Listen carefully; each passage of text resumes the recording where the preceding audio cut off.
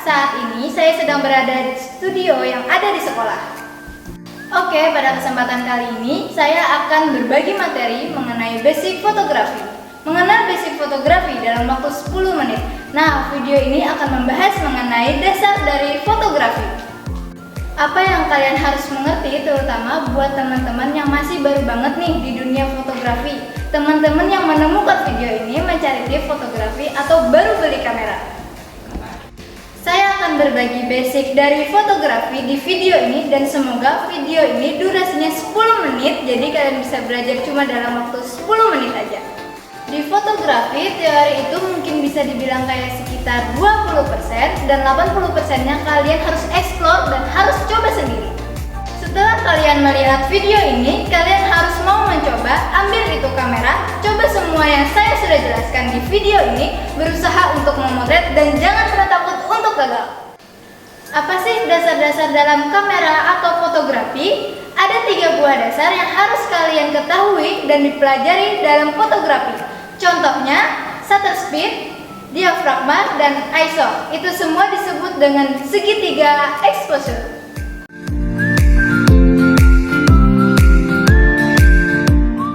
Dimulai dari ISO. Bagi Anda yang baru mau belajar fotografi pemula, Anda perlu mengetahui istilah-istilah dalam dunia fotografi. Anda akan dihadapkan dengan beberapa istilah yang bisa Anda lihat pada kamera mirrorless atau DSLR ketika sedang mengambil foto maupun video. Anda pasti akan menemukan istilah ISO dan diafragma. Tapi, apakah Anda tahu apa arti istilah itu dan apa kegunaannya? ISO adalah suatu ukuran untuk menentukan tingkat sensitivitas cahaya pada sensor kamera. Jika Anda melakukan setting ISO dengan tingkat yang tinggi, maka akan semakin sensitif sensor cahayanya. Pengaturan ISO memiliki 2 cara sesuai dengan kondisi tempat Anda mengambil gambar, yaitu dengan pengaturan ISO rendah di tempat yang terang, Anda bisa mendapatkan hasil foto yang lebih akurat dan detail. Cahaya yang masuk membuat sensor kamera lebih kuat, sementara jika Anda mengambil gambar di tempat yang minim cahaya, ISO tingkat tinggi menjadi lebih berguna.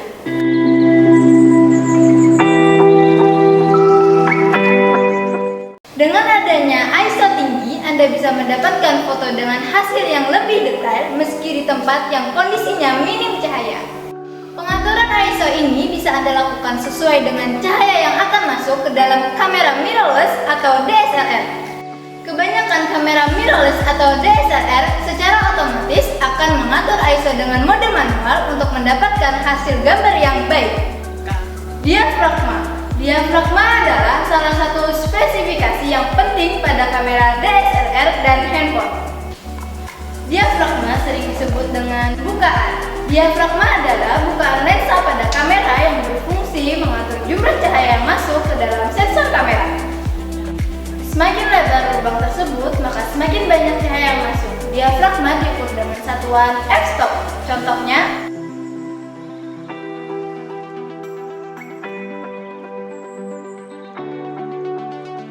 angka f yang ada di lensa menunjukkan diafragma maksimum atau bukaan terlebar pada katup yang ada di lensa. Semakin kecil angka di belakang f, maka semakin lebar bukaan diafragmanya. Lensa dengan f1.8 bisa membuka katup lensa lebih besar dibandingkan f5.6.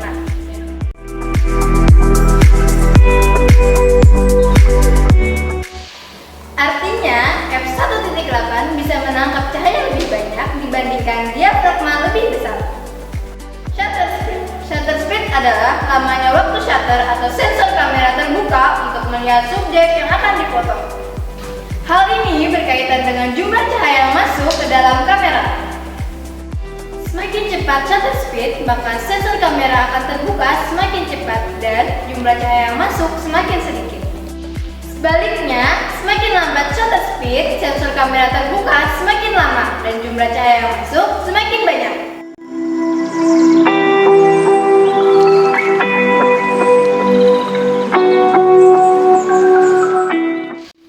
Kamu dapat menentukan ekspresi apa yang ingin kamu tampilkan pada foto dengan menggunakan shutter speed. Dengan shutter speed cepat, kamu dapat membekukan objek dan memberikan kesan dinamis. Sedangkan dengan shutter speed lambat, kamu dapat memberikan efek motion blur, kesan damai pada gambar berikut ini.